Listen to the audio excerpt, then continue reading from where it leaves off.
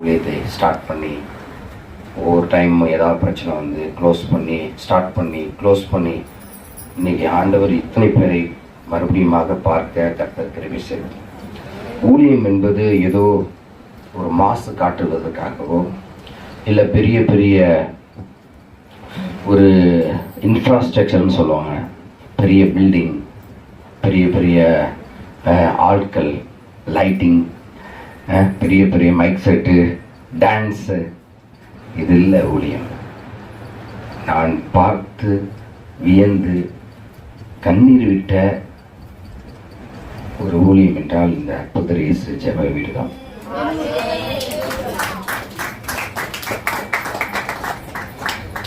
நான் இத்தனை ஆண்டு காலம் என் வாழ்விலே தனியாக ஒரு ஹாஸ்டலில் படித்து, அம்மா அப்பா இங்கே தான் ஒரு கிராமத்தில், உங்களுக்கு தெரியும், உங்களை போல சாதாரண கூலி வேலையை செய்து என்னை படிக்க வைத்து அவர்கள் இருவரும் மரித்து போனார்கள். ஆனாலும் கர்த்தர் எங்களை தேர்ந்தெடுத்தார், உயர்த்தினார். அவருடைய பலத்த கைக்குள் நாம் இருக்கும் பொழுது, அதை தான் நான் திருப்பி சொல்கிறேன், அவருடைய பலத்த கைக்குள் இருக்கும் பொழுது கர்த்தர் நம்மை உயர்த்துவார். ஆடம்பரத்தை விரும்பாத தெய்வம் அடிமையின் ரூபம் எடுத்து மனித சாயலாய் இந்த உலகத்துக்கு வந்திருக்கிறார் என்றால், ஒரு தெய்வம் மனிதனாய் வருவது எத்துணை ஆனந்தம் இல்லையா?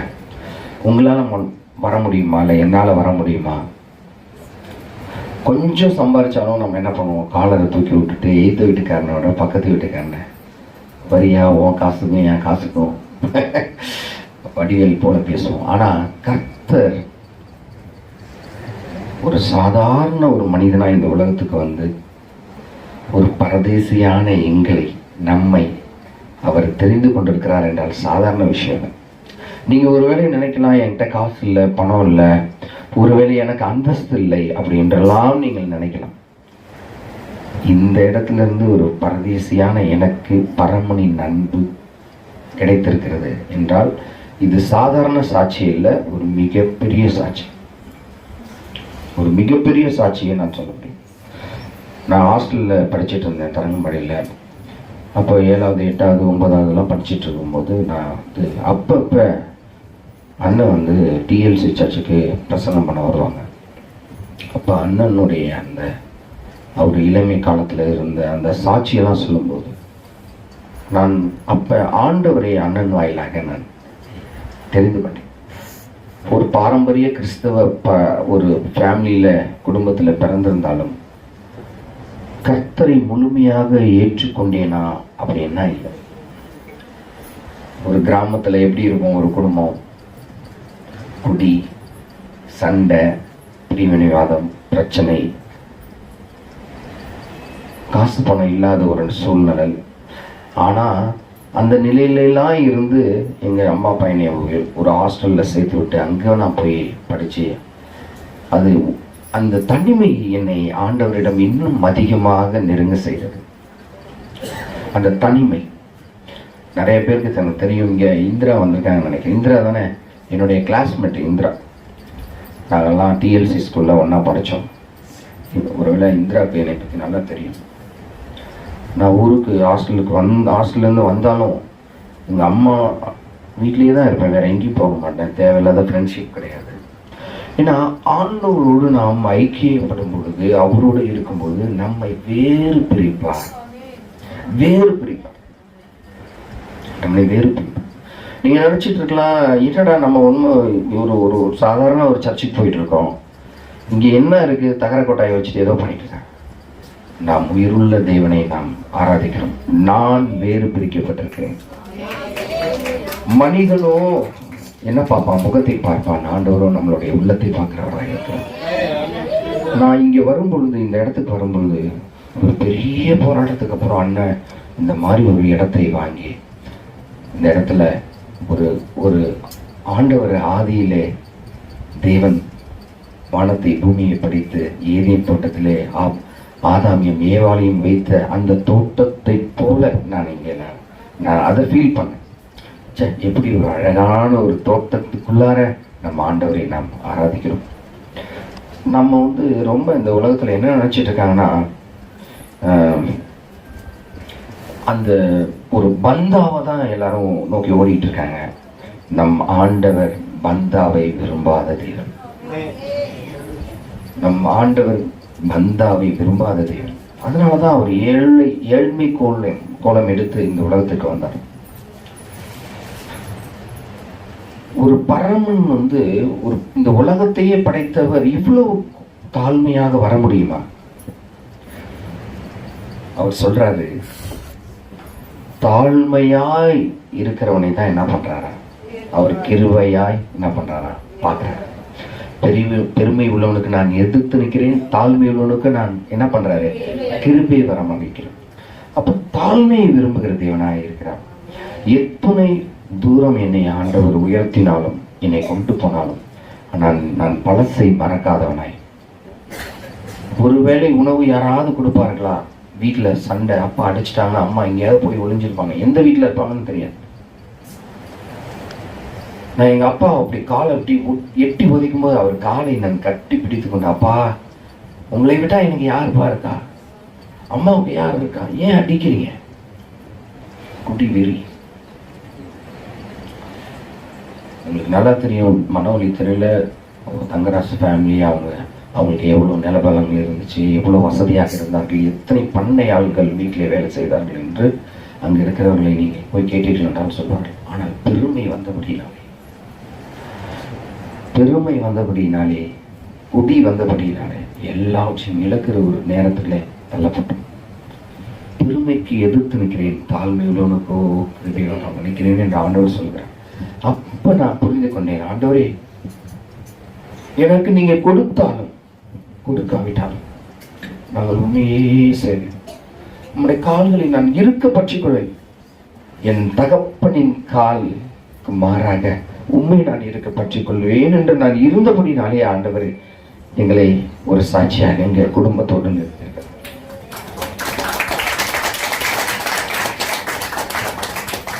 நீங்கள் எத்தனையோ பிரசங்களை கேட்டிருக்கலாம், எவ்வளவோ பிரசங்கியார்கள் இங்கே வந்திருக்கலாம்.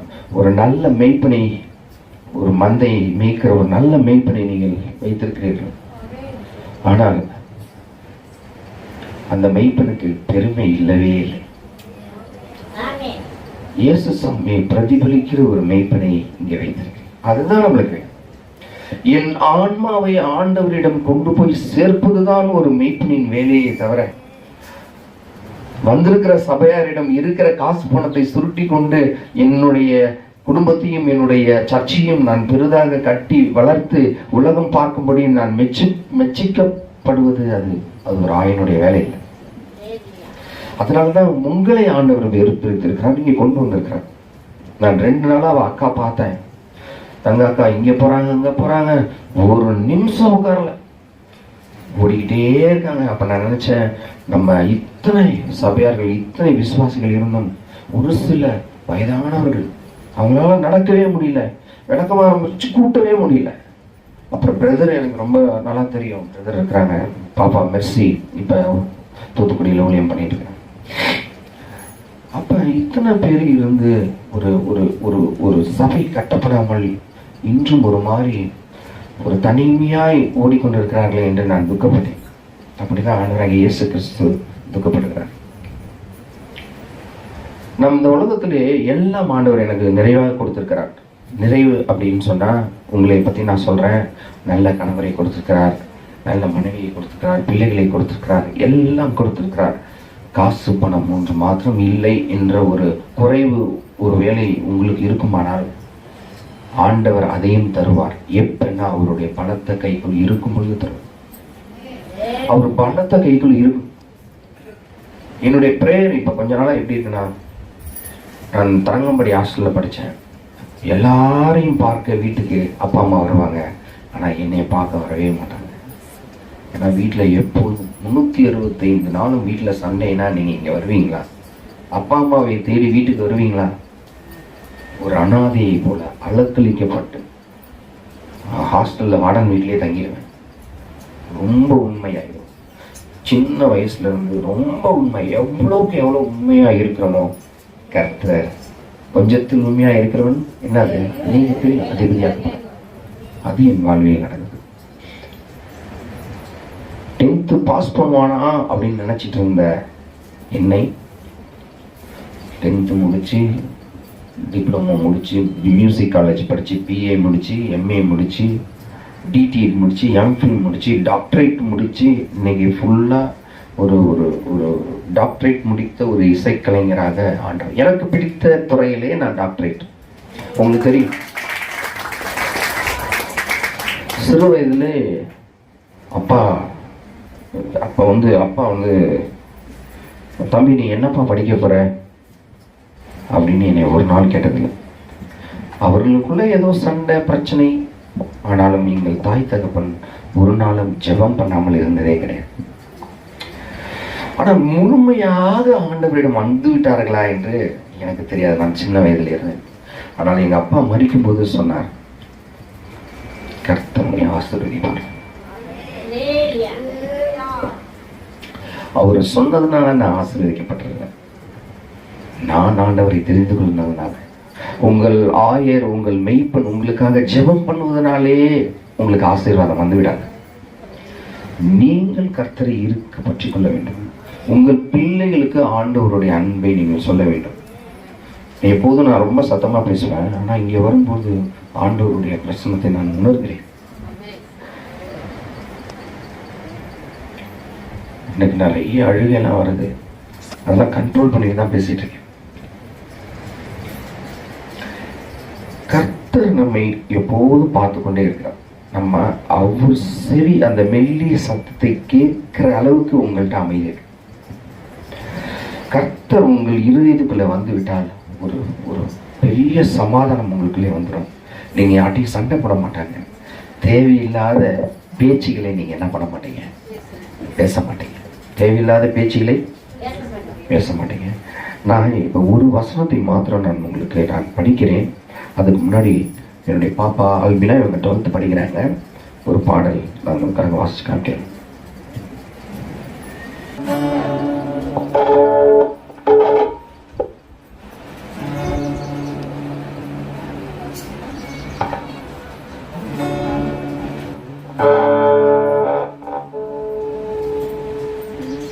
உன்னை ஆசீர்வதிக்கவே ஆசீர்வதித்திடுவே, உன்னை பெருக பண்ணவே பெருக பண்ணிடுவே. உன்னை ஆசீர்வதிக்கவே ஆசீர்வதித்திடுவே, உன்னை பெருக பண்ணவே பெருக பண்ணிடுவே.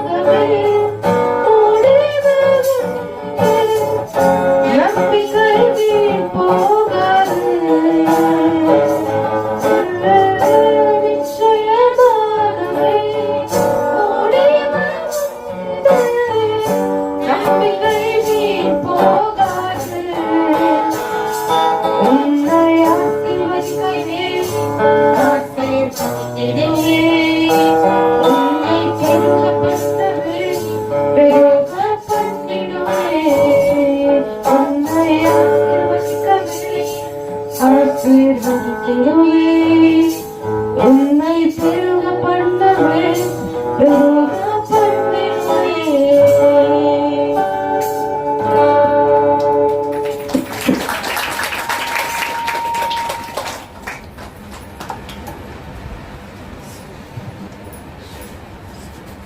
வேதத்தை எடுத்துக்கொள்ளலாம். இன்றைக்கு கர்த்தர் உயிர்த்தெழுந்த பண்டிகை என்பதனாலே லூக்கா 24ஆம் அதிகாரத்தை யாராவது ஒருவர் சத்தமாக வாசிக்கலாம். லூக்கா 24. வாரத்தின் முதலாம் நாள் அதிகாலையிலே நாங்கள் ஆயத்தம் பண்ணின கந்த வர்க்கங்களை அவர் எடுத்துக்கொண்டு வேற சில ஸ்திரீகளோடு கூட கல்லறையில் வந்தார்கள். ஆமென். அடுத்தது கல்லறையை அடைத்திருந்த கல் புரட்டி தள்ளப்பட்டிருப்பதை கண்டு உள்ளே பிரவேசித்து கர்த்தராகிய இயேசுவின் சரீரத்தை காணாமல் அதை குறித்து மிகுந்த கலக்கம் அடைந்திருக்கையில் பிரகாசமுள்ள வஸ்திரம் தரித்த 2 பேர் அவர்கள் அருகே நின்றார்கள். ஆமென். அடுத்தபடி அந்த ஸ்திரீகள் பயப்பட்டு தலை கவிழ்ந்து தரையை நோக்கி நிற்கையில் அந்த 2 பேரும் அவர்களை நோக்கி, உயிரோடு இருக்கிறவரை நீங்கள் மரித்தோரிடத்தில் தேடுகிறது என்ன?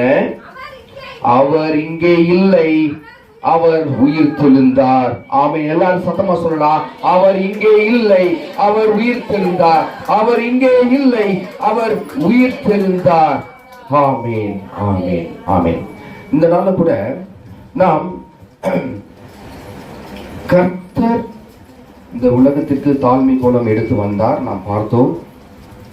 அவர் 33 வருடம் இந்த உலகத்திலே வாழ்ந்து இளம் வயதிலே கல்வர்களால், ஆசாரியர்களால், பரிசேயர்களால் பிடிக்கப்பட்டு கொலை செய்யப்பட்டு அவர் பிதா மகிமைப்படும்படி என்ன பண்ணாரு?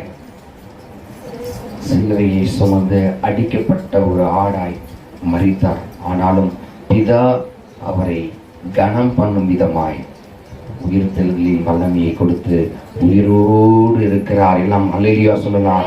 கர்த்தர் உயிரோடு இருக்கிறார். உயிருள்ள தேவனை நாம் ஆராதிக்கிறோம். உங்களுக்கு ஒரு விளக்கம் தருவதற்காக நான் இன்னொரு வசனத்தை நான் படிக்க சொல்கிறேன். 1 கொரிந்தியர் 15ஆம் அதிகாரம். கொஞ்சம் போய் படிக்கிறேன்.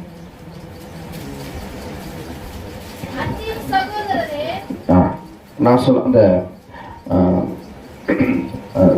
ஒரே நிமிஷம்.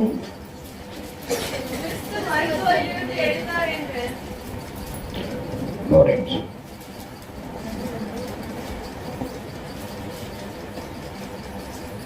படி.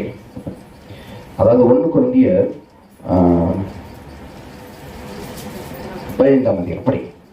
அன்றியும் சகோதரரே, நான் உங்களுக்கு பிரசங்கித்த சுவிசேஷத்தை மறுபடியும் உங்களுக்கு தெரியப்படுத்துகிறேன். நீங்களும் அதை ஏற்றுக்கொண்டு அதிலே நிலைத்திருங்க. அதாவது பவுல் சொல்றாரு கொரிந்தியர் திருச்சபைக்கு, கொஞ்சம் ஃபாஸ்டா படிக்கலாம். நம்ம இடையில நான் உங்களை நான் நிப்பாட்டும் போது நிப்பாட்டுங்க. படி. நான் உங்களுக்கு பிரசங்கித்த பிரகாரமாய் நீங்கள் அதை கைக்கொண்டிருந்தால் அதனாலே நீங்கள் ரட்சிக்கப்படுவீர்கள். எப்ப பவுல் சொல்றாரு, நான் உங்களுக்கு பிரசங்கித்த பிரசங்கத்தின்படி நீங்கள் நடந்தால் என்ன பண்ணுவீங்களா? ரட்சிக்கப்படுவீர்கள். இப்ப யாரு ரட்சிப்பை பெற போகிறா? யார் ரட்சிப்பை பெற போகிறா? கொரிந்தியர் சபையா, இங்க இருக்கிறவங்களா? சொல்லுங்க சத்தம். நான் உங்கள்கிட்ட பேச வந்திருக்கேன், அதனால சத்தமா சொல்லுங்க. அப்போ உங்க பாதர் யார்? இல்ல உங்க ஃபாதர் இல்ல உங்க மெய்ப்பெண் பாஸ்டர் சொல்லும்படி அந்த காதை, அந்த மெல்லிய சத்தத்தை நீங்க செவி கொடுத்தால் என்ன பண்ணுவீங்களா? ரட்சிக்கப்படுவீங்க. ஓகே, அடுத்தது படிங்க. மற்றபடி உங்கள் விசுவாசம் என்ன ஆண்டவர் பாஸ்டர் வர சொன்னாரு, ஆலயத்துக்கு வந்த எல்லாம் செஞ்சா, ஆனா ஒண்ணுமே கிடைக்கலையே. பாஸ்டர் சொல்லி வந்தீங்களா? விசுவாசித்து வந்தீங்களா? விசுவாசிக்கிறவன் தேவனுடைய மகிமை காண்பான் என்று நாம் படிக்கிறோம். அப்ப விசுவாசம் இல்லாதவனுக்கு அங்க என்ன நடக்காதா? ஒன்றுமே நடக்காதா? பவுல் அழகா சொல்றாரு, நீங்கள் வேதத்தை, அதனாலதான் பாஸ்டர் சொல்லுவாரு, வேதத்தை படிங்க படிங்க படிங்க. நான் சொல்றதை நீங்க கேட்டுட்டு போயிடுவீங்க, மறந்துடுவீங்க. ஆனா நீங்க படிக்கும் போது அது பச்சை மரத்தில் அடித்த ஆணியை போல உங்கள் இருதயத்திலே பதியப்படும். அதனாலதான் வேதத்தை படிங்க படிங்க படிங்கன்னு உங்களுடைய பாஸ்டர் சொல்றாரு. அப்ப நீங்க என்ன பண்ணணும்? படிக்கணும். இங்க பாருங்க, மெஜாரிட்டி பெண்கள் தான் நிறைய வந்திருக்காங்க, ஆண்கள் ரொம்ப கம்மியா வந்திருக்காங்க. ஏன்? பெண்களுக்கு தான் நிறைய பிரச்சனையா? சொல்லுங்க, பேசுங்க, ஏதாவது சரிங்க. ஏன் ஆண்களுக்கு? இவங்க கொஞ்சம் பேருக்கு தான் பிரச்சனை இருக்குன்னு நினைக்கிறேன். பிரச்சனை இல்லாதவங்க யாரும் சர்ச்சைக்கு வர மாட்டாங்க என்னை பொறுத்தளவு. அப்படியா? ஏதாவது பேசுங்க. பிரச்சனை இருக்கிறவங்க தான் சர்ச்சைக்கு வரணுமா? இல்லைங்க, வீட்டுல பிரச்சனைங்க, எனக்கு என்னன்னு தலையை சுத்துது, பைத்தியம் பிடிக்கிற மாதிரி இருக்கு, இவன் உடம்பெல்லாம் எரியுது, அதனால நான் ஆலயத்துக்கு வந்தேங்க. இன்னும் விசுவாசித்தால், விசுவாசம் இல்லாம நான் ஆலயத்துக்கு வந்தேன், நான் பாஸ்டரை மகிமைப்படுத்துகிறது, அவரே அவர் கையால நான் பாராட்டு வாங்குறதுக்காக எல்லா ஞாயிற்றுக்கிழமையும் நான் வந்துருவேன், நான் எல்லா வேலையும் செய்வேன், கூட்டுவேன், பெருப்பேன், எல்லா சமையலுக்கெல்லாம் உதவி செய்வேன், பரிமாறுவேன். பாஸ்டர் கண்ணில் பட்டுக்கிட்டே இருக்கணும்பா, அப்பதான் நல்ல பேர் கிடைக்கும். No no. ஆண்டவரே, ஒன்றும் இல்லாத என்னை நீங்க உயர்த்திருக்கீங்க, என்னை உயர்த்திருக்கீங்க, அதனாலதான் ஆலயத்துக்கு வந்திருக்கேன். ஆலயத்துக்கு வந்து நீங்கள் எனக்கு செய்த நன்மைகளை சாட்சியாய் சொல்லுவேன். சாட்சியாய் சொல்றதுதான் ஆண்டவரே நான் வந்திருக்கேன்.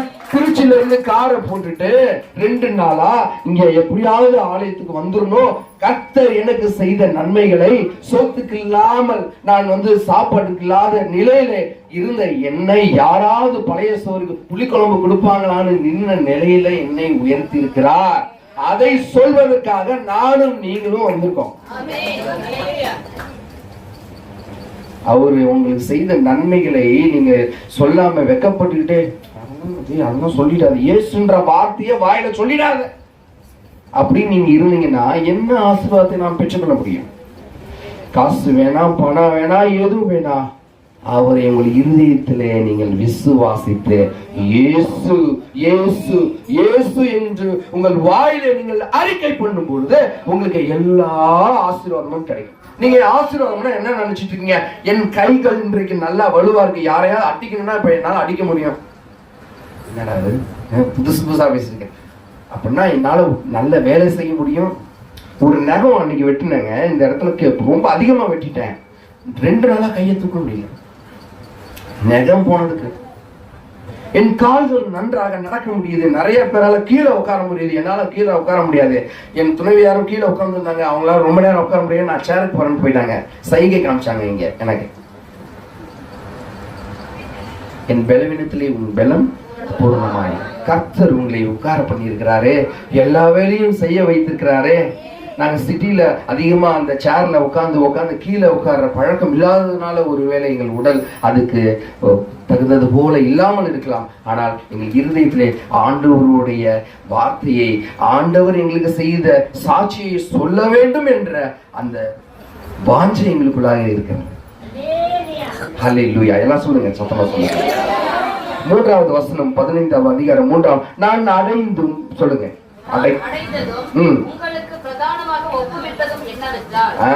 நான் சொல்றத நல்லா கவனமா கேட்டுக்கோங்க, நல்லா கவனமா கேட்டுங்க. நான் சொல்லல, பவுல் சொல்றாரு, ரொம்ப கவனமா கேளுங்க. நான் இப்ப ஒப்பிக்க போறத நீங்க நல்லா கவனமா கேளுங்க. பவுல் சொல்றாரு, நீங்க பைபிள் இருந்து அப்படியே ஃபாலோ பண்ணிட்டே வாங்க, படிங்க சிஸ்டர். கிறிஸ்துவானவர் வேத வாக்கியங்களின் படியே நமது பாவங்களுக்காக மரித்தாரா இல்லையா? என்னையா பாவம் செஞ்சேன்? என் பாப்பா அன்னைக்கு சர்ச்சில் போயிட்டு அன்னைக்கு குட் ஃப்ரைடே அன்னைக்கு போயிட்டு அழுது நான் ஜெபம் பண்ணேன், டாடி கர்த்தர் என்னுடைய பாவங்களுக்காக மரித்தார்ல. சரி ஜெபம், என்ன பாவம் செஞ்சேன் நான் கேட்குறேன். அது டாடி பாவம் செஞ்சேன், டாடி என்ன பாவம் செஞ்சேன்? எடுத்து ஏதாவது டாடிக்கு தெரியாம ஏதாவது காசு அடிச்சிட்டியா? என்ன பாவம் செஞ்ச?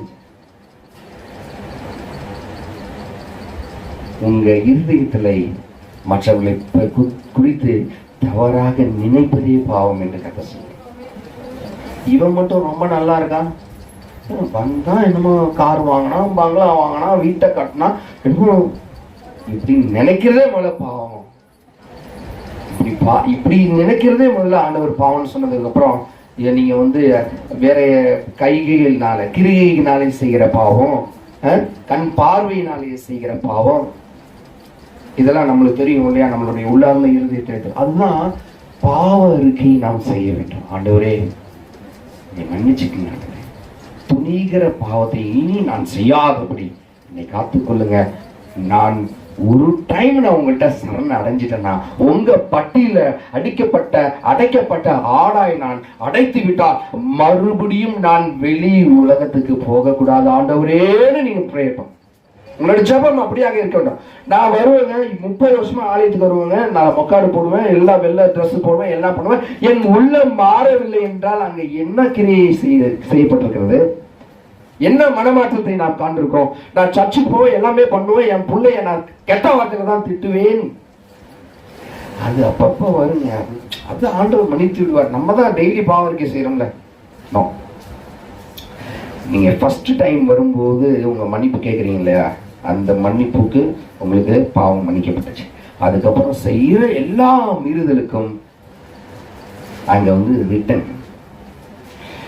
ஒரு டீ கடையில் அந்த காலத்துல எல்லாம் இப்பயும் இருக்கு, வேலை செய்யறவங்க என்ன பண்ணுவாங்க, போயிட்டு பட்சம் வாங்கிட்டு வருவாங்க, டீ வாங்கிட்டு வருவாங்க. அவர் என்ன பண்ணிடுவாரு, எழுதிட்டே இருப்பாரு. கடைசியா சாயங்காலம் இல்ல ஒரு வாரம் கழிச்சு சம்பளம் முடிஞ்ச உடனே என்ன பண்ணுவாங்க, மீதி போய் பைசாவை கட்டி அதை க்ளோஸ் பண்ணுவோம். அப்ப பாவ கடன், நான் சாப்பிட்டதுக்கு உண்டான கடன். அப்ப இவ்வளவு நாளா நான் செய்த பேசுறதுக்கு உண்டான கடனை யார் தீர்ப்பா? அதுக்காக தான் என் தேவன் கர்த்தர் இயேசு மரித்தார். அததான் பவுல் சொல்றாரு, கிறிஸ்துவானவர் வேத வாக்கியங்களின்படியே நமது பாவங்களுக்காக மரித்து, அடுத்தது படிங்க சிஸ்டர், அடக்கம் பண்ணப்பட்டு வேத வாக்கியங்களின்படியே 3ஆம் நாளில் உயிர் தெழுந்தாரா? இன்னைக்கு உயிர் தெழுந்தாரா? என்றும் உயிரோடு இருக்கிறார். ஓகே, அடுத்தது கேபாவுக்கும் எல்லாருக்கும் தரிசனமானாரா? அவங்களுக்கு தெரியும் இல்லையா? எல்லாருக்கும் உயிர் தெழுந்த பிறகு அப்புறம் என்ன பண்ணாரு? தரிசனமானார். அடுத்தது அதன் பின்பு ஒரே வேளையில் 500 பேருக்கு தரிசனமானாரா? சரி, அடுத்தது ஆமா, ஒரு சில பேர் இறந்து போயிட்டாங்க. ஆனா ஒரு சில பேர் சாட்சியை கடவுள் இன்று வைத்திருக்கிறார். அந்த குருந்தியர் பட்டணத்துக்கு சொல்லப்படுகிறது. பின்பு யாக்கோபுக்கும் அதன் பின்பு அப்போஸ்தலருக்கும் எல்லாருக்கும் தரிசனமானார். தெரியும். அந்த அகால பிறவி தாங்க நீங்களும் நான். அந்த அகால பிறவி நம்ம எல்லாம் அகால மரணம் அடைந்து விட்டார்னு சொல்றோம் இல்லையா? அந்த அகால பிறவி தான் நீங்களும் நான். எனக்கும் தரிசனமானீங்களே ஆண்டவரே, என்னையோ தேர்ந்தெடுத்து இந்த அற்புத இயேசு ஜப வீட்டுக்கு கொண்டு வந்தீங்களே. இல்லைங்க, பாஸ்டர் ஒவ்வொரு வாட்டியும் வீட்டுக்கு வருவாரு, வாங்கம்மா கர்த்தர் உங்களுக்கு எல்லாம் செய்வார், உங்களுக்கு பிரச்சனைகளிலிருந்து விடுதலை தருவார் அப்படின்னு சொன்னனாலதான் நான் இங்க வந்தேனா? இல்ல, நான் என்னையே தாழ்த்தி கொண்ட அகால பிறவியான எனக்கும் தரிசனமானார், என்னோடும் ஆண்டவர் பேசினார், என்னையும் இந்த இடத்துக்கு கொண்டு வந்தார் என்று நீங்க சொல்வீங்களா? அப்படின்னா எல்லாரும் ஹல்லேலூயா சொல்லுங்க. ஹல்லேலூயா. அடுத்தது படிங்க. சிறியவனா இருக்கிறேன், துன்பப்படுத்தினதினாலே பாத்திரன் அல்ல, தேவ கிருபையினாலே நாம் அனைவரும் இருக்கிறோம். யாரால நாம் உயிரோடு இருக்கிறோம்? தேவ கிருபையினாலே. அவர் எனக்காக மரித்தார். அவருடைய கிருபையினாலே நான் இன்று என்னவா இருக்கேன்? உயிரோட இருக்கிறதே பெரிய ஐஸ்வர்யா, ஆசீர்வாதங்க. அண்ணன் இப்ப ஒரு 3 வருடத்துக்கு முன்னாடி கீழே விழுந்து அடிபட்டு உயிர் போகும் தருவாயில் மறுபடியும் ஆண்டவர் கொண்டு வந்து இருக்கிறார். சாட்சியாக எதுக்கு இப்படி செய்யணும் ஆண்டவர்? எதுக்கு இப்படி செய்யணும்? எதுக்கு இப்படி செய்யணும் சொல்லுங்க. ஏன் ஆண்டவர் ஒரு ஊழியம் செய்கிறவருக்கு கீழே விழும்படியாகவும் மறுபடியும் கொண்டு வந்து ஊழியத்தை செய்யும்படியாகவும் ஏன் செய்யணும்? எல்லாரும் சொன்னாங்களா, அவர் கிறிஸ்து கிறிஸ்து அப்படின்னு சொல்றாரு, அவர்தான் மேசியா என்று சொல்கிறாரே, அவரே தானே அவர் ரட்சிக்கொள்ள மாட்டாரா, ரட்சித்து கொள்ள மாட்டாரா அப்படின்னு கேட்டாங்களா உலகம் முழுவதும். அப்ப ஆண்டவர் கண்ணீரோடு சொன்னாரா, இவர்கள் செய்வது இன்னதென்று அறியாமல் இருக்கிறார்கள். நீங்கள் அடிக்கும் போதும், நீங்கள் துன்புறுத்தப்படும் போதும், நீங்க அவமானப்படுத்தப்படும் போதும் நீங்க உங்களுடைய வெறுப்பை காண்பிக்காதீங்க. என் இயேசு கிறிஸ்து சிலுவையிலே அவர் என்ன பிரதிபலித்தாரோ அதை உங்களாலும் என்னாலையும் செய்ய முடியுமானால் கர்த்தர் மகிமைப்படுவார். ஒரு கண்ணில் அடிக்கிறவனுக்கு இன்னொரு கண்ணத்தை காமிக்கிற அந்த குணம் உங்களுக்கும் எனக்கு வருமா? நான் ஆலயத்துக்கு போவேங்க, எல்லாமே பண்ணுவேங்க, ஆனா வந்து திருப்பி அடிச்சிடுவாங்க. நான் என்ன தெரியுமா சொல்லுவேன், சாமி ஏதோ தவறு பண்ணிட்டேன், மன்னிச்சிங்க, என்னால் உங்கள்கிட்ட அடி வாங்கிறதுக்கெல்லாம் தெம்பு இல்லை. நான் அப்படி சொல்லி எஸ்கேப் ஆயிட்டேன். அவனை நான் நண்பனாக்கி அவருக்கும் போய் ஆண்டவருடைய செய்தியை சொல்லுவேன். அதுதாங்க சுயநலமாக இருக்கணும். ஏன் காசு சம்பாதிச்சு என் மனைவிக்கும் என் பிள்ளைகளுக்கும் சொத்து சேர்க்கிறது இல்லை சுயநலம். என் ஆண்டவருடைய அன்பை சொல்வதற்கு, விதைப்பதற்கு சுயநலம். எல்லாவற்றையும் ஆண்டவர் கொடுத்து விட்டார், எல்லாவற்றையும் ஆண்டவர் எனக்கு கொடுத்து விட்டார். நல்ல மகள், மகன், மருமகள், பேரப்பிள்ளை, இன்னும் எனக்கு வேணும், சொத்து சேர்க்கணும், வீடு கட்டணும், இந்த மேல கூரை ஒரு மாதிரி இருக்கு, அப்புறம் வயல்ல இது போடணும், அதை போடணும், இதையே சொல்லிட்டு இருந்தா என் ஆண்டவருடைய ஊழியத்தை யார் செய்வா? ஒரே ஒரு மெய்ப்பனா இத்தனை பேர் ஆலயத்துக்கு வந்து ஒருவர் கூட இந்த விதையை வேற இடத்துல விதைக்காமல் போனால் அந்த விதையெல்லாம் வீணா போறதுக்கா? நீங்க எல்லாம் விதை, நீங்க எல்லாம் விதை, பதறடிக்கப்பட்ட விதை இல்ல, ரியல் சீடு, உண்மையான விதைகள். சின்னவன் என்றும் இல்லை, பெரியவன் என்றும் இல்லை, கிரேக்கன் என்றும் இல்லை, யூதர் என்றும் இல்லை. சொல்லுவான், இல்லைங்க இவங்க எல்லாம் சும்மா சும்மா அவங்க சேரியில் இருப்பாங்க, அவங்களுக்குலாம் சாப்பாடுக்கு வழி இல்லை, சர்ச்சில் ஏதாவது சாப்பாடு போடுவாங்க, அதுக்காக பிரெட் ஏதாவது கொடுப்பாங்க, அதுக்காக நாங்கள் சர்ச்சுக்கு போயிட்டு இருக்காங்க அவங்க அப்படின்னு சொன்னாங்கன்னா, என் ஆண்டவரை நான் துக்கப்படுத்தவா இங்கே நான் வந்திருக்கிறேன்? என் ஆண்டவரை நான் துக்கப்படுத்தவா இங்கே வந்திருக்கிறேன்? என் ஆண்டவர் என்னை உயர்த்திருக்கிறார், கை கால்களை நல்லா வலுப்படுத்தி இருக்கிறார். என் தாயின் கருவிலே என்னை 139 சங்கீதம் படிச்சோம் இல்லையா? என் தாயின் கருவிலே கண்டவர்.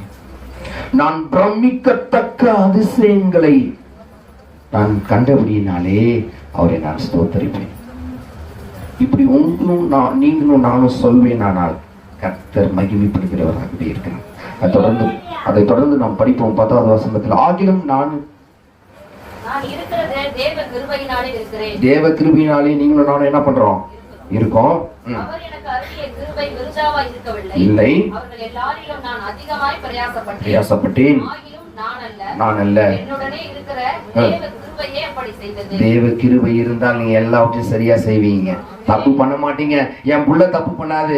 அது வேலி அடைக்கப்பட்ட ஒரு என்னது, ஒரு வயல் போல, ஒரு வேலி அடைக்கப்பட்ட ஒரு வீடு போல, ஒரு கொடையை போல. வெயில் உங்க மேல படாது, மழை வந்தாலும் உங்க பிள்ளைகளை யாரும் தொட முடியாது. இங்க நிறைய பொம்பளை பிள்ளைங்க இருக்கிறதுனால நான் சொல்றேன், உங்கள் பிள்ளைகளை யாரும் தொட முடியாது. அப்ப நாம் உண்மையா இருந்தால் கர்த்தர் நம்மகிட்ட வந்துடுவார். உங்களுக்குன்னு ஒரு 5 ஏஞ்சல்ஸை உங்களுக்கு என்ன பண்ணிடுவாரு? வாடகையே இல்லாம கொடுத்துருவாரு. அந்த ஏஞ்சல் சோதனை நடத்துவார்கள். ஏஞ்சல் சோதனை நடத்துவார்கள். அடுத்த படி. ஆமென். நீங்களும் இப்படியே விசுவாசித்திருக்கிறீர்கள். கிறிஸ்து மரித்தோரிலிருந்து எழுந்தார் என்று பிரசங்கிக்கப்பட்டிருக்க, மரித்தோரின் உயிர்த்தெழுதல் இல்லை என்று உங்களில் சிலர் எப்படி சொல்லலாம்? எப்படி சொல்லலாம்? உலகத்தார் அப்படிதான் சொல்லிட்டு, ஆண்டவர் கிறிஸ்து இயேசுன்னு ஒருத்தர் இருந்தார், அந்த காலத்தில் இருந்தார். அவர் வந்து முஸ்லீம்ஸ்லாம் அப்படிதான் சொல்லுவாங்க. அவர் சொன்னாங்க. அப்போ என்ன பண்ணாங்கன்னா சிலுவையில் அடி, அவரு தான் கர்த்தர் பிதான்னு சொன்னால் அவரு தான் ரட்சித்துக் கொள்வாரே. புரியாதவன் தான் அப்படி பேசுவேன். நான் ஒரு சின்ன ஒரு விளக்கம் மட்டும் நான் உங்களுக்கு கொடுக்குறேன். ஒரு கணவன் மனைவி 2 பேர் இருக்காங்க. ஒரு மனைவி வந்து என்ன பண்ணுறாங்க, எங்கேயோ ஒரு தூரத்து ஊர்ல இருந்து கிராமத்துல இருந்து ஒரு பையனுக்கு கல்யாணம் பண்ணி கொண்டு வராங்க. அப்போ சொல்லும்போது என்ன சொல்லுவாங்க, பையன் ரொம்ப நல்ல பிள்ளைங்க, தங்கமான பிள்ளைங்க, எந்த கெட்ட பழக்கமும் கிடையாதுங்க, அவன் அருமையான பிள்ளைங்கன்னு சொல்லி அழைச்சிட்டு வருவாங்க. ஆனால் வந்த பிறகுதான் தெரியும், டெய்லி குடிச்சிட்டு சண்டை போடுறது, சந்தேகப்படுறது, அடிக்கிறது, துன்புறுத்துறது. அந்த பாவம் அந்த பொண்ணு, வீட்டெல்லாம் விட்டுட்டு வந்துட்டேன், இருக்கிற கையில் இருக்கிற காசெல்லாம் போட்டு எங்கள் அப்பா அம்மா கல்யாணம் பண்ணி கொடுத்துட்டாங்க. நான் மறுபடியும் வீட்டுக்கு போனால் எங்கள் அப்பா அம்மா கஷ்டப்படுவாங்க, உயிரை கூட மாச்சிக்கிறதுக்கு வாய்ப்பு. நான் எத்தனை அடிப்பட்டான், எவ்வளோ எனக்கு நிந்தைகள் வந்தாலும் அவமானப்பட்டான், அவங்க கூடயே இருக்கேங்க, என்னை வீட்டை விட்டு விரட்டிடாதீங்கன்னு எத்தனையோ பெண்கள் கதறி நான் பார்த்துட்டேன் இல்லையா? அப்ப ஆண்டவரை நாம் தொழுது கொள்கிறோம் என்றால் நாம் என்னது, எத்தனை அவமானங்கள் வந்தாலும் நம்ம அவரை விட்டு என்ன பண்ணக்கூடாது. நான் ப்ரோக்ராமுக்கு போவேங்க, நான் சொல்கிறேன், ஒரு சாட்சியாக சொல்கிறேன், நான் ப்ரோக்ராமுக்கு போவேன், எனக்கு 3000 5000 அப்படிலாம் எனக்கு வந்து கொடுப்பாங்க ப்ரோக்ராம், மியூசிக் ப்ரோக்ராம். எனக்கு திடீர்னு தோணுச்சு, நீங்கள் தப்பாக நினச்சிட்டாலும் பரவாயில்ல, நான் சொல்கிறேன், இந்த காசு மனுஷன் படிச்சது கரெக்டாக, காசு உங்கள்கிட்ட இருக்கும், என்கிட்ட இருக்கும், பாஸ்டர்கிட்ட இருக்கும், தம்பிகிட்ட இருக்கும், அண்ணன்கிட்ட இருக்கும். இந்த காசு ஆண்டவரே, இந்த காசை என் கால்களுக்கு கீழாக வைக்கிறேன், நான் உண்மையே உயர்த்தி பிடிக்கிறேன். நான் உண்மை பிடித்து கொண்டால் இந்த காசு எத்தனை காசு வேணாலும் என் கால் அடிக்க வரும் ஆண்டவரின்னு நான் ஜெபம் பண்ணியிருக்கேன். நான் தொடர்ந்து அதே போல செய்ததுனாலே ஆண்டவர் நிறைய ப்ரோக்ராம்ஸ், நிறைய கிளாஸஸ். இப்போ சென்னையில் நம்மளுக்கு ஒரு பிரான்ச் இருக்குது, கேகே நகரில், திருச்சிலேயே 3 பிரான்ச்சஸ் இருக்குது. நான் கேம்பிங் ஆங்கிலோ இந்தியன் ஸ்கூல்னு சொல்லிட்டு ஒரு ஸ்கூலில் மியூசிக் டீச்சராக ஒர்க் பண்ணுறேன். கர்த்தர் ஆசிரியர், கர்த்தர் ஆசிரியர். அம்மா அப்பா கிடையாது, அம்மா அப்பா கிடையாது, உறவுகளும் பெரிய இது இல்லை. ஆனால் எப்படி சாத்தியம்? நான் என் உறவையே நம்பிக்கொண்டிருந்தேன். கஷ்டப்படுறேன்னு தெரிஞ்சு அவன் வந்து எனக்கு ஹெல்ப் பண்ணக்கூடாது. நான் வேணா உனக்கு ஹெல்ப் பண்ணுறேன், நான் உங்களிடம் எதையும் எதிர்பார்க்க மாட்டேன். ஆண்டவர் உங்களிடம் எதிர்பார்ப்பது உங்களுடைய காசையோ பணத்தையோ இல்லை, உங்களுடைய இருதயத்தை. உங்கள் இருதயத்தை ஆண்டவருக்கு நீங்கள் கொடுக்க வேண்டும். நான் ஏற்கனவே நான் விதைன்னு சொல்லியிருக்கேன் இல்லையா? நான் விதைக்கு நான் மறுபடியும் வருகிறேன். தொடர்ந்து படிப்போம். எழுந்திருக்கவில்லையே, கிறிஸ்து எழுந்திருக்கவில்லை என்றால் எங்கள் பிரசங்கமும் விருதா, உங்கள் விசுவாசமும் விருதா. மரித்தோர் உயிர் தளாவிட்டால் தேவன் எழுப்பாத கிறிஸ்துவை அவர் எழுப்பினார் என்று நாங்கள் தேவனை குறித்து சாட்சி சொன்னதினாலே தேவனுக்காக பொய் சாட்சி சொல்லுகிறவர்களாகவும் காணப்படுவோம். மரித்தோர் உயிர் தழுதாவிட்டால் கிறிஸ்துவும் எழுந்திருக்கவில்லை. கிறிஸ்து எழுந்திராவிட்டால் உங்கள் விசுவாசம் வீணாயிருக்கும். நீங்கள் இன்னும் உங்கள் பாவங்களில் இருப்பீர்கள். கிறிஸ்துவுக்குள் நித்திரை அடைந்தவர்களும் கெட்டிருப்பார்களே. ஒரே நிமிஷம். நீங்கள் ஆண்டவரை விசுவாசித்து அவருக்குள்ள நீங்க வந்துட்டீங்கன்னா பழைய சுவாப குணத்திற்கு நீங்கள் திரும்பி போகவே மாட்டீர்கள். ஏன் நான் ஆலயத்துக்கு வருவேன், எல்லாம் பண்ணுவேன், சண்டை பண்ணுவேன், சாயங்காலம் போனா நான் வந்து ஏதாவது தண்ணி அடிப்பேன், இல்லை நான் கூட்டா சேர்ந்து யாரை பத்தியாவது பேசுவேன். இதெல்லாம் வந்து பேட் வைப்ரேஷன் சொல்லுவாங்க. இதெல்லாம் வந்து ஈவில் ஸ்பிரிட். இதெல்லாம் உங்க குடும்பத்துக்குள்ள இருக்குமானா தயவு செய்து நான் சொல்றேன், ஆண்டவர் உங்களை வேறுபடுத்திருக்கிறார். நீங்க சொல்லணும், அக்கா அவங்க யாரை பத்தியும் தப்பா பேச, நீங்க முன்மாதிரியா இருக்க வேண்டும் என்று ஆண்டவர் சொல்லி இருக்கிறார். நான் முன்மாதிரியா இருக்கிறேன். ஒருவேளை நீங்க பாஸ்டர் சொல்லியிருப்பாங்க, எல்லார் கால்களையும் ஆண்டவர் கழுவி தாழ்மையா இருக்க வேண்டும். ஒருவன் ஊழியம் செய்ய வேண்டுமானால், ஒரு தலைவனா இருக்க வேண்டுமானால் முதல்ல என்ன பண்ணணும்? ஊழியக்காரனா இருக்க வேண்டும். அப்ப அந்த அளவுக்கு வந்து தாழ்மையா இருந்து முன்மாதிரியை கவனித்துட்டு போயிருக்கிற ஆண்டவர்கிட்ட நான் வருவேன், சர்ச் அட்டன் பண்ணுவேன், சண்டேஸ்ன்னு ஆமா ஒரு 2-3 மணி நேரம் போய் உட்காந்துட்டு என்ன எப்படி இந்த டைம் பாஸ் பண்றதுன்னு தெரியாம இருக்கிறதுக்காக நீங்க ஆலயத்துக்கு வரக்கூடாது. என் ஆண்டவரை நான் சொல்ல போகிறேன், இந்த ஒரு வாரம் முழுவதும் என்னை காத்திருக்கிறார், நான் அவருக்கு நன்றி சொல்ல போகிறேன். நீங்க துள்ளி குதித்து ஓடி வர வேண்டும். நீங்கள் பெற்றுக்கொண்ட ஆசீர்வாதத்தை மற்றவர்களுக்கு போய் நீங்க சொல்லணும். நான் ஏற்கனவே சொன்னேன், உங்களுடைய ஆசீர்வாதமே உங்களுடைய உடல்நிலை தான். நான் இன்னைக்கு நல்லா இருக்கேன், நான் நல்லா இருக்கேன், என் கண் நல்லா தெரியுது, நல்லா நடக்க முடியுது, உட்கார முடியுது. நான் வியாதிப்பட்டிருக்கேன், அதனாலதான் ஆலயத்துக்கு வரேன்னா அது எனக்கு அதுல விசுவாசம் இல்லை. நான் ஆலயத்துக்கு போனா சுகம் கிடைச்சிடும்னு சொல்றாங்க, அதனால நான் ஆலயத்துக்கு வரேன்னு அப்படி இருக்கிற யாரையும் நீங்க ஆலயத்துக்கு அழைச்சிட்டு வரேன். உனக்கு கொடுத்தாலும் கொடுக்காவிட்டாலும் இயேசு இயேசு என்று நீ சொல்லு, அவர் உன்னை குணமாக்குவார் அப்படின்னு சொல்லி ஆலயத்துக்கு அழைச்சிட்டோம். சேலஞ்ச் பண்ணுங்க. எலியா அப்படிதான் பண்ணாரா? என்ன பண்ணாரா? பாகால் அந்த தெய்வத்துக்கு கட்டையை வச்சு அவனுடைய மந்திரவாதி எரிய வச்சாங்களாம். நம்ம எலியா என்ன பண்ணாரா?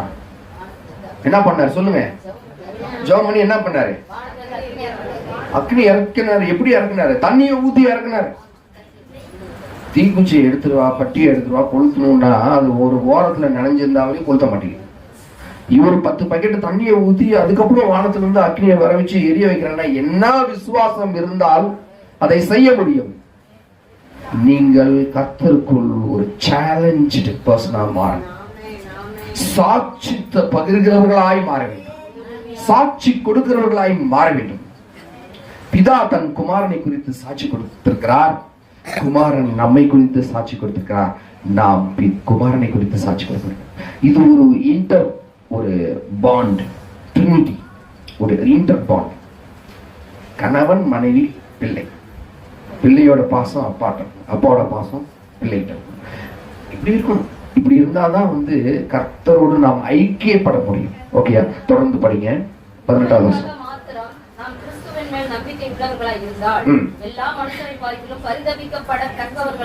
என்ன இன்மைக்காக மட்டும் இந்த உலகத்துல வாழ்றதுனாலதான் நான் ஆலயத்துக்கு போறேன் அப்படி இன்னொரு வாழ்க்கை இருக்குன்னு சொல்றாங்க, நித்திய ஜீவன் சொல்றாங்க. அதெல்லாம் எனக்கு தெரியல. ஆனா இருக்கிற வரைக்கும் எவ்வளவு கொள்ளடிக்க முடியுமோ, யாரை சுருட்ட முடியுமோ, யாரை குழியில தள்ள முடியுமோ அப்படி இருந்துட்டு அப்படியே சேஃபா செத்து போயிடணும்.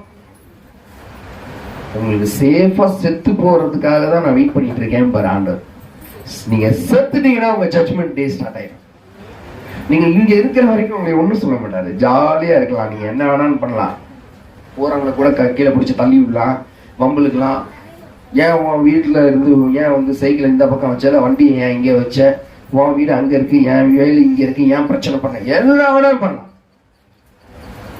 நீங்க இறந்து போனீர்கள்னா உங்களுடைய அந்த என்னது, உங்களுடைய இதுல சொல்லுவாங்கல்ல கிராமத்துல, உங்களோட குடிமை யார் கையில. அதனாலதான் சொல்றாங்க ரிப்பன்ட், ரிப்பன்ட், மனம் திரும்பு, மனம் திரும்பு, மனம் திரும்பு, மனம் திரும்பு, மனம் திரும்பு, மனம் திரும்பு. என்ன நான் செஞ்சுட்டேன், மனம் திரும்பு, மனம் திரும்பு, மனம் திரும்புன்ற. ஒரு வீடு ஒண்ணு வாங்குறேங்க, வாங்கி பால் காய்ச்சலான் இருக்கேன், உங்கள்கிட்ட சொல்லிட்டு போனாங்க. வீடா நீயா, எப்படி எப்படிமா இதெல்லாம் வாங்கியிருக்கான்? நம்மளால பேச முடியுமா? பிள்ளைய பெரிய இடத்துல திருமணம் பண்ணி கொடுத்துருக்கேன், எப்படி முடியாது. அதுல ஒரு 10 பேர்கிட்ட போய் போனை போட்டு இந்த குணங்களை நாம் மாற்ற வேண்டும். சின்ன சின்ன சின்ன சின்ன சின்ன சின்ன குணங்களை எல்லாம் நீங்கள் மாற்ற வேண்டாம். இதெல்லாம் தவறு இல்லை. நான் என்ன மற்றவங்களை நான் கெடுத்தனா, இல்லை அவங்க சோத்துல நான் ஏதாவது போட்டேனா, உப்பு போட்டேனா, மண்ணு போட்டேனா அப்படின்னு சொல்றதா?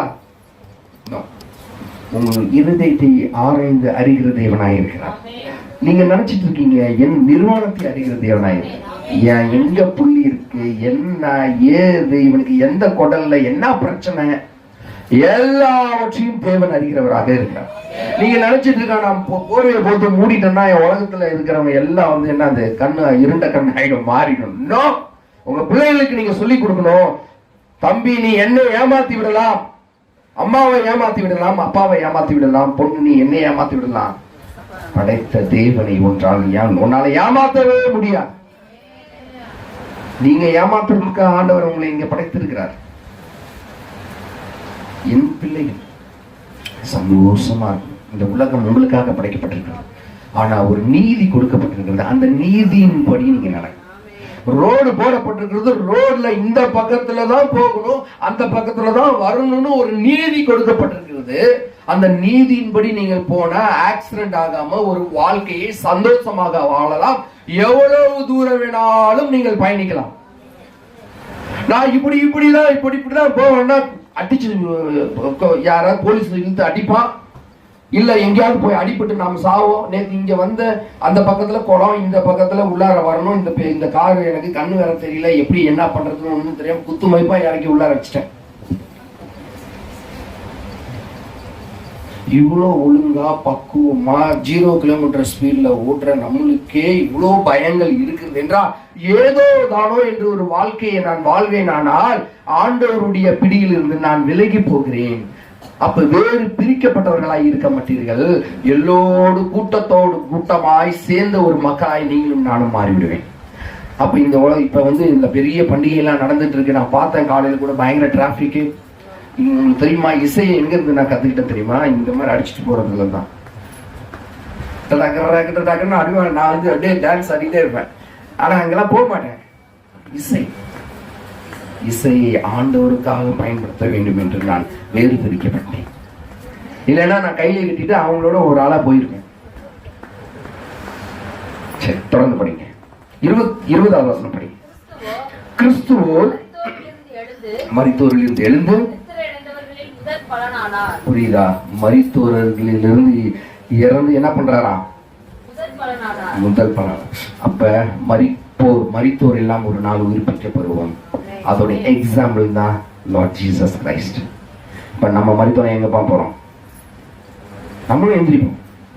வெளிப்படுத்துற சுவிசேஷம் நீங்க போய் படிங்க. ஓகேயா? பாஸ்டர் டவுட் கேளுங்க. பாஸ்டர் சொல்லி கொடுக்கறதுக்கு ஆர்வமா இருக்கிறார். ஓகேயா? பாஸ்டர் அம்மாட்ட கேளுங்க. இவ்வளவு டெடிகேஷனா ஒருத்தர் ஊழியம் பண்ணுவார்களா என்று எனக்கு தெரியவில்லை. சரி, அடுத்த படி.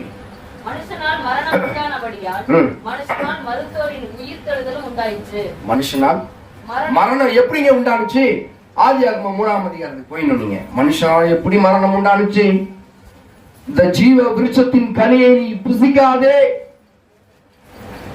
ஏவாள் போயிட்டு, நம்ம வீட்டுல பெண்கள் தானே சொல் பேச்சே கேட்க மாட்டாங்க. நீங்க எல்லாம் நல்ல அழகான பெண்களா இருக்கீங்க, நீங்க எல்லாம் சொல் பேச்சு கேட்கறவங்களா இருப்பீங்க. எப்ப? ஆண்டவர்கிட்ட வந்த பிறகு. ஆண்டவர்கிட்ட வர்றதுக்கு முன்னாடி ஏதாவது சொல்லிட்டு இருப்பான் கணவனை பார்த்து.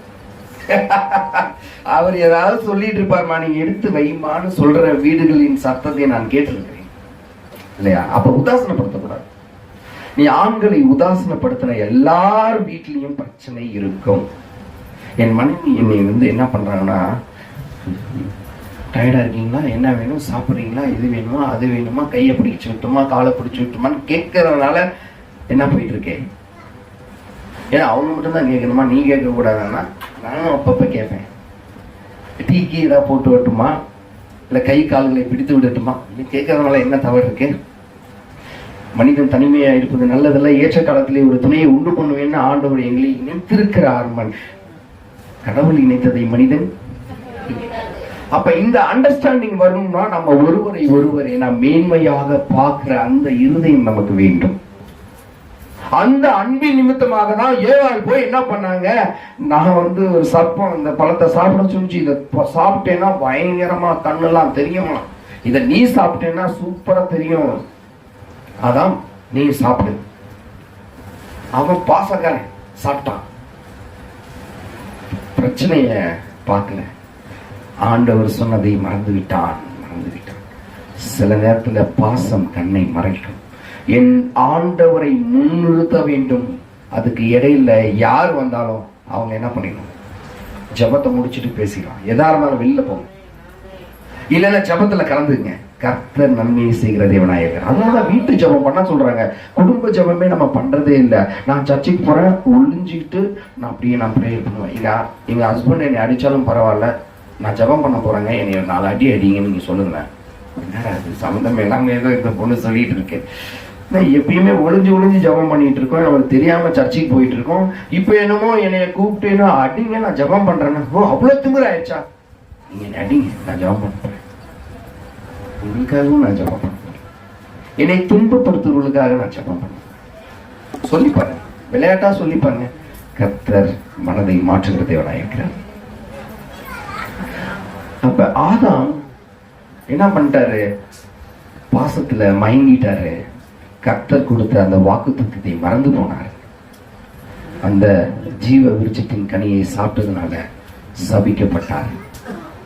அதனாலதான் சொல்றாரு, இந்த ஜீவ விருட்சத்தின் கனியை சாப்பிடுகிறவன் சாகவே சாவான் சொல்லிருக்காரு. நீங்க படிங்க படிங்க. அதோடைய அந்த அவர் செய்த பாவத்தை நிமித்தமா என்னங்க, ஒரு பழத்தை சாப்பிடாதன்னு சொன்னா உடனே ஒரு சாமி ஏன் இப்படி பண்றாரு? கடவுள் கர்த்தர் மன்னிக்க மாட்டாரா? மன்னிக்கிற தேவன், மனதுருக்கிற தேவன். ஆனால் சொல்வதை செய்யவில்லை என்றால்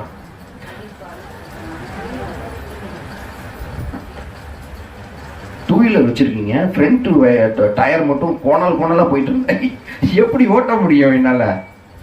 ஒன்னு புடுங்கி வெளியில எறியணும், இந்த டூ வீலர்ல வித்துடணும். ஏன் இவ்வளவு கோவக்காரனா இருக்கீங்கன்னா, நீங்க இந்த அட்ஜஸ்ட் பண்ணி ஓட்ட வேண்டியதான டூ வீலரை? கார் பஞ்சர் ஆயிடுச்சுட்டு ஃப்ரண்ட் வீலர் அட்ஜஸ்ட் பண்ணி ஓட்ட வேண்டியதான், திருச்சி வரைக்கும் போக முடியுமா? என் தொடரை என் பயணத்தை என்னால முடிக்க முடியும். அப்ப ஆண்டவர் ஒரு தீர்மானம் செய்து வைத்திருக்கிறார். என்னுடைய தீர்மானத்தின்படி இந்த பிள்ளை செய்யவில்லை, அதனால் இதுக்கு மாற்று ஆண்டவராக இயேசு கிறிஸ்து. 2 plans. One is Adam, the second is Jesus Christ. முதலாம் ஆதாம் செய்த பாவத்தின் சம்பளம் தான் மரணம். 2ஆம் ஆதாம் முன்பு இந்த உலகத்தில் அத்தனை டெம்டேஷன் இருந்தாலும், அவ்வளவு ஆசா வாசைகள், அதுதான் பிசாசு சொல்றாங்க, மேல இருந்து வானத்திலிருந்து புதிய தேவதூதர்களை தாங்கி கொண்டு போவார்கள். 40 நாள் உபவாசம் இருக்கும் பொழுது ஆண்டவர் கேட்டாரா, உன் வேலை பார்த்துட்டு போ. மனிதன் அப்பத்தினால மாத்திரமல்ல, தேவனுடைய வாயிலிருந்து வரும் ஒவ்வொரு வார்த்தையினாலும் பிழைப்பான் என்று எழுதிருக்கு. அப்ப உங்களுக்குள்ள அந்த வைராக்கியம் வரணுங்க. நான் இயேசுக்காக நான் மரிக்கவும் நான் துணிகிறேன், நான் ரத்த சாட்சியாய் நான் மரிக்கவும் துணிகிறேன் என்று நீங்கள் வருவீர்களானால் கர்த்தர் பிரியப்படுகிறவராகவே இருக்கிறார். அப்ப தொடர்ந்து படிங்க. ஆதாமுக்குள் எல்லாரும் மரிக்கிறது போல இப்ப புரியுதாங்க? ஆதாம்னால நம்ம எல்லாரும் இப்ப என்ன பண்ண போறோம் சொல்லுங்க? ஐயோ, நம்ம ஊர்ல செத்து போனா அழுதுட்டே, அழுதுட்டானே, செத்து போயிட்டானே. இல்ல, நம்ம செத்து போனா நமக்கு ஜாலியா இருக்கணும். நம்ம அது எப்படிங்க இருக்க முடியும்? அவர் ஒருத்தர் தான் வீட்டுல சம்பாரிச்சிட்டு இருந்தார், அவரே போயிட்டாருன்னா நாங்க அனாதையா விடுவாரா சாமி? நம்மளைய அனாதையா விடுவாரா? சத்தமா சொல்லுங்க. ரொம்ப நேரம் பேசிட்டு இருக்கனா பாஸ்டர், முடிச்சிடும் பாஸ்டர். அனாதையா விடுவாரா? நம்மள விட மாட்டோம். அப்ப அந்த ஆதாம் செய்த பாவத்தினாலே நாம் மரணிக்கிறோம். இப்ப யாரால உயிர்ப்பிக்கப்பட போகிறோம்? இயேசுவினாலே உயிர்ப்பிக்கப்படும். இப்ப நாம எல்லாரும் என்ன ஆக போறோம்? ஒரு நாள் மரிப்போம். இப்ப ஆண்டவராகிய இயேசு கிறிஸ்து முதற் பலனான என்னது? அவர் உயிர்ப்பித்திருக்கிறார் இல்லையா? நாமளும் உயிரோடு வரப்போகிறோம். மரித்தாலும் சதா காலமும் இருக்கிற தேவன், உயிரோடு இருக்கிற தேவன் இயேசு கிறிஸ்துவை போல நாமும் உயிர்ப்பிப்போம். எப்ப உயிர்ப்பிப்போம்? பிதா குமாரன் பரிசுத்த ஆவியின் நாமத்தினாலே ஞானஸ்தானம் வரும்போது உயிர்ப்பிப்போம். இங்க நிறைய பேர் ஞானஸ்தானம் பெற்றிருப்பீங்க, எனக்கு தெரியும். பெறாதவர்கள் சீக்கிரமா ஜெபம் செய்து முழங்கால் பண்ணிட்டு உங்களுடைய பாவத்தை நீங்க ஆண்டவருக்கு உங்களை ஒப்பு கொடுத்து நீங்க சீக்கிரமா ஞானஸ்தானம் பெறுங்க. நிறைய ஆத்மாக்களை கொண்டு வாங்க. நீங்க ஒரு விதை போகிற கலசங்கள்ல அந்த காலத்துல வெள்ளம் வந்தாலோ இல்ல வேற ஏதாவது புயல் வந்தாலோ எல்லாமே அழிஞ்சு போயிடும். அதனால அந்த காலத்துல நம்ம தமிழர்கள், இந்து பாரம்பரியத்துல விட்டுருங்க, நம்ம தமிழர்கள் அந்த கோபுர கலசத்துல எல்லா விதைகளையும் போட்டு வைத்திருப்பாரு. அதுல இருந்து எடுத்து என்ன பண்ணுவாங்களா? எல்லாம் நார்மலான பிறகு, வெள்ளம்லாம் தீர்ந்த பிறகு என்ன பண்ணுவாங்களா? இது இந்த வேலை செய்தாரு அவர் யாரு? நோவா காலத்துல ஏற்படுத்துறது தான் இங்க பயன்படுத்திட்டு இருக்காங்க. நம்மளுடைய பாரம்பரியத்துல இருக்கிறது தான் உலகம் முழுசும் பயன்படுத்திட்டு இருக்காங்க. புதுசு கிடையாது. எல்லாம் கர்த்தர் நம்மளுக்கு எல்லா விஷயம் கொடுத்துட்டு போயிருக்கிறாரு. எல்லாத்தையும் சொல்லி கொடுத்து போயிருக்கிறார். அடுத்தது படிங்க, நான் சீக்கிரமா முடிச்சிடுறேன். அவனவன் தன் வரிசையிலே உயிர்ப்பிக்கப்படுவான். பாத்தீங்களா, நீங்க இன்னைக்கு நான் என் மதித்து பண்ணேன்னா என்னுடைய அக்கார்டிங் டு மை டேர்ம் நான் வந்து என்ன பண்ணுவேன், உயிர்ப்பிக்கப்படுவேன். எனக்கு முன்னாடி எங்க அப்பா போயிட்டாரா, அவர் வந்து எனக்கும் அவருக்கும் 20 வருஷம் 30 வருஷம் கேப்னா அவர் 30 வருஷத்துக்கு முன்னாடியே உயிர்ப்பிப்பாயிருவார். போய் அவரை பார்ப்பீங்களான்னா பார்க்க மாட்டேன். அவரு வேற ஸ்டைலில் இருப்பாரு, வேற வெள்ளங்கி தரித்து அங்கேயும் இங்கேயும் அலைஞ்சிட்டு இருப்பாரு. நிறைய வேலைகள்லாம் இருக்கு. இங்கே அக்கா எப்படி சமைக்கிறாங்களோ, கோழி அடைக்கிறதுக்கு ஒரு ஆள், கூட்டுறதுக்கு ஒரு ஆள், அந்த மாதிரி அங்கே பணிகள் நாம் செஞ்சுட்டு இருப்போம். ரொம்ப பிஸியா இருப்போம். ஆனால் களைப்பாகாது, தாகம் எடுக்காது, சொத்து சேர்க்க மாட்டோம்.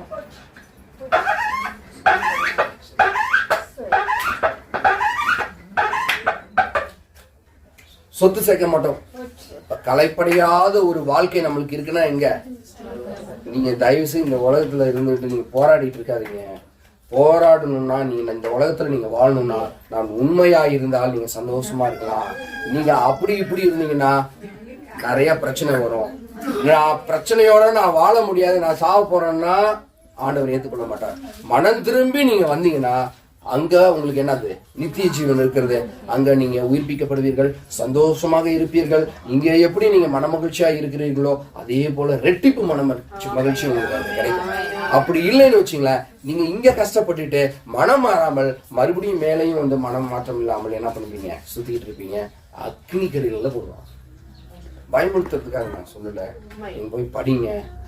நீங்க ஒரு சீடா இருக்கிறீர்கள். அதனால 33வது வசனம் படிங்க சிஸ்டர். நான் ஃபாஸ்டா முடிச்சிடுறேன். ஆகாத சம்பாஷணைகள் நல்லொழுக்கத்தை கெடுக்கும். இதெல்லாம் நிப்பாட்டிடுங்க, போகுதுங்க. நான் மத்தவங்களை பத்தி தப்பா பேசுனது, போனது வந்தது, நான் யாரை பத்தி இனிமேல் தப்பு பேச மாட்டேன் ஆண்டவரே. இன்னைக்கு நான் மன ஒப்புரவாகிறேன். என் கணவரை பத்தி நான் பேச மாட்டேன், என் மனைவியை பத்தி பேச மாட்டேன், என் பிள்ளைகளை பத்தி நான் தப்பாக பேச மாட்டேன். அவர்கள் எது செய்தாலும் நான் சகித்துக் கொள்வேன். ஏன்னா நீங்க சகித்துக் கொண்டீங்க ஆண்டவரே. நாங்கள் செய்த பாவ குற்றங்கள் எல்லாவற்றையும் நீங்க சகித்துக் கொண்டீங்க. என் வீட்டுல இருக்கிறவங்களே என்னை சகிக்க மாட்டாங்கன்னா ஆண்டவராகிய இயேசு கிறிஸ்து எனக்காக அவர் சகித்து கொண்டு மரண தருவாயில சிலுவையில அவரை ஒப்பு கொடுத்தார் என்பது எவ்வளவு பெரிய மேன்மை, எவ்வளவு பெரிய மேன்மை. இந்த மேன்மை எனக்கு வர வேண்டுமானால் நான் சாகணும், என் சுயம் சாகணும். நான் நான் நான் என்ற பெருமை என்ன பண்ணணுமா, சாக வேண்டும். தொடர்ந்து படிங்க சிஸ்டர். நீங்கள் பாவம் செய்யாமல்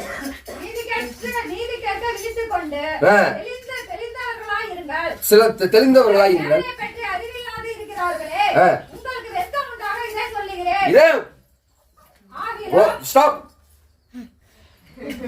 அப்படி உங்க வெட்கப்படும் வாய மூடு அப்படி சொல்றாரு பவுல். சில பேர் இப்படியே சுத்திக்கிட்டு திரிஞ்சுக்கிட்டு அலைஞ்சிட்டு இருக்கானே, உங்களுக்கு வெட்கம் உண்டாகும்படி நான் சொல்றேன்.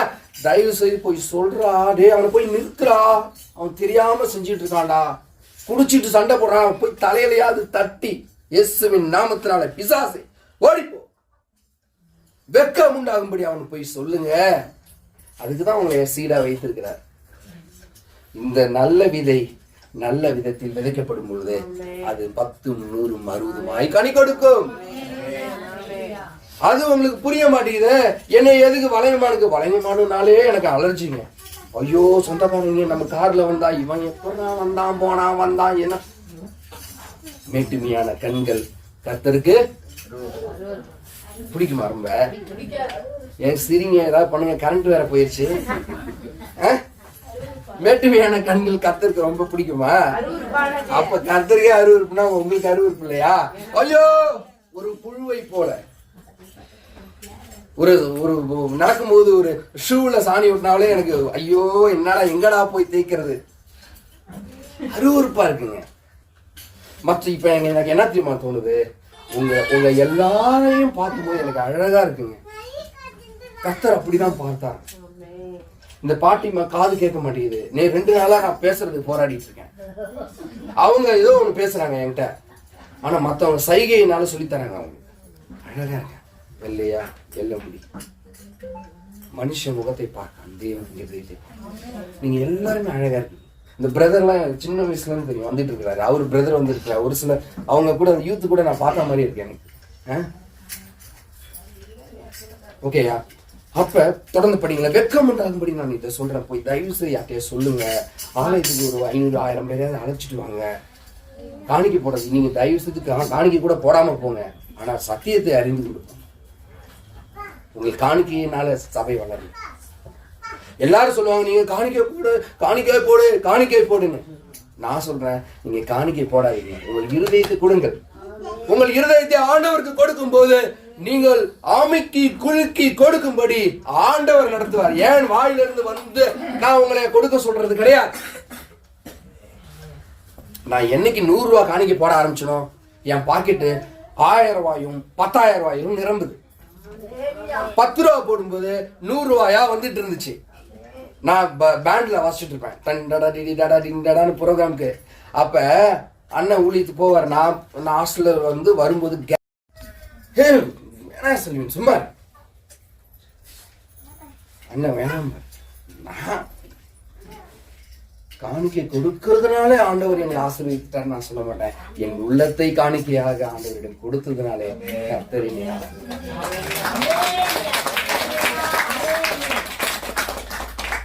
அமெரிக்கா அந்த இது ஆப்பிரிக்கா தேசத்துல ஒரு சர்ச்சை பார்த்தேன், சேப்பல். அவங்களுக்கு இந்த மாதிரி கூரை கூட கிடையாது.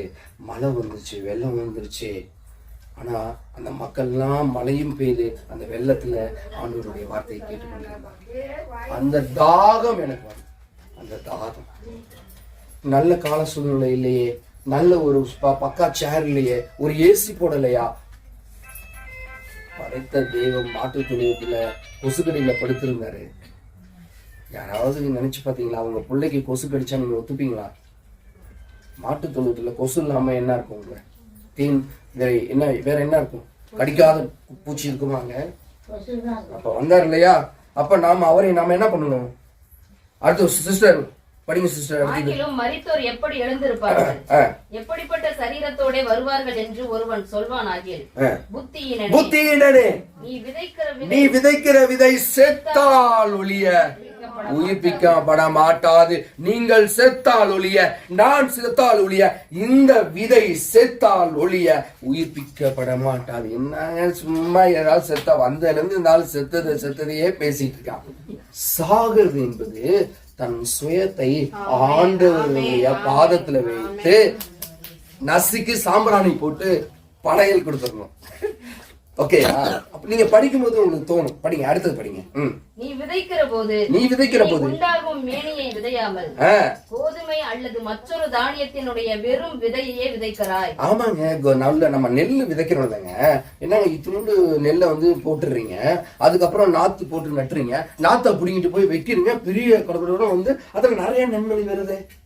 விதைக்கிறது எத்தனை? விதைக்கிறது எத்தனை பசங்களா, குட்டி பசங்களா? விதைக்கிறது எத்தனை விதை விதைக்கிறோம்?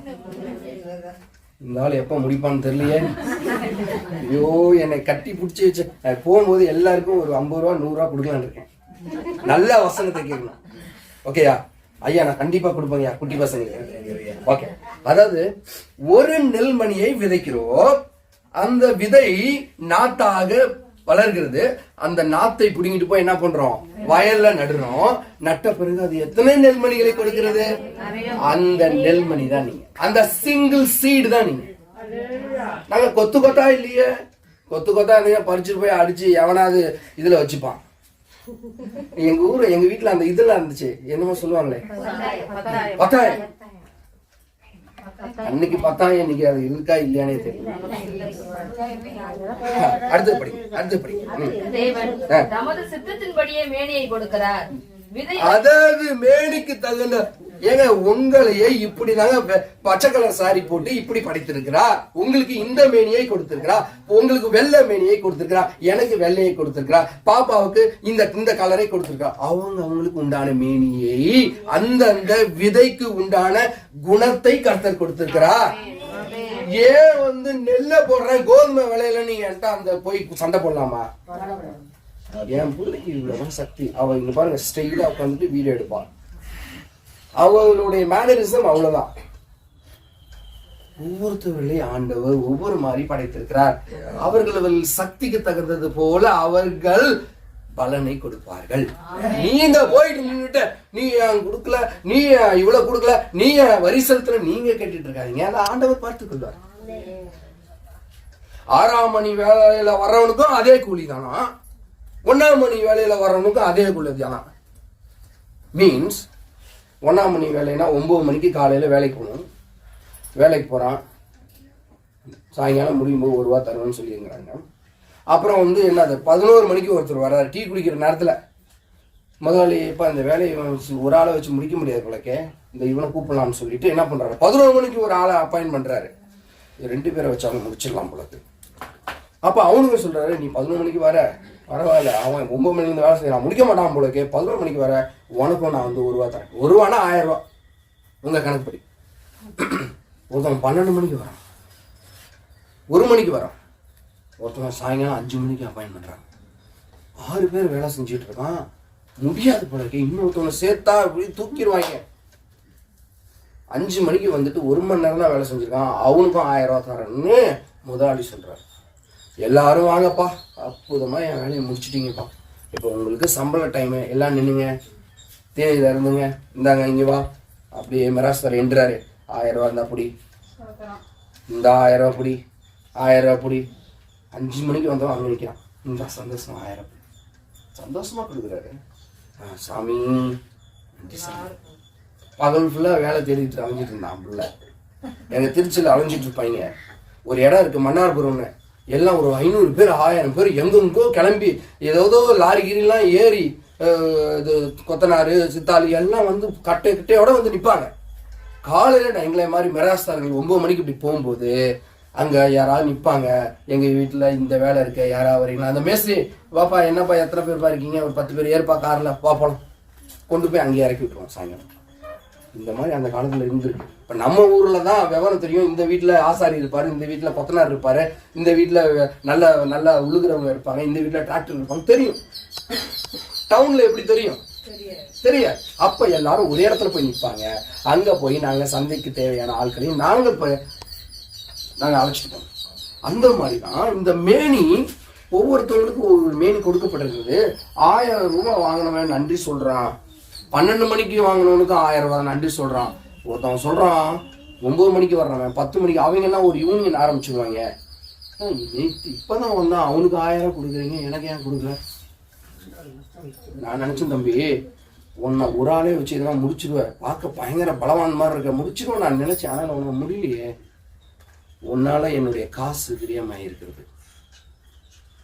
உன்னால என்னுடைய காசு, ஒரு ஆளுக்கு 1000 ரூபாயில முடிக்க வேண்டிய வேலையை நான் 10,000 கொடுக்கும்படி நீ செய்திருக்க தம்பி. அமைதியாரு, அது என்னுடைய இஷ்டம்.